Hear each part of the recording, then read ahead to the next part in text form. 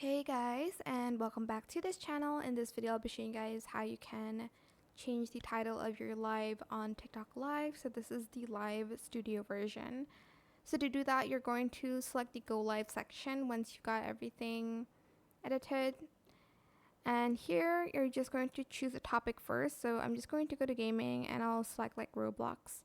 For instance, I want to play Bloxburg. I'm just going to type in build a house with me or something like that. Make it interesting. Then once you're done with everything, you're just going to hit that go live button.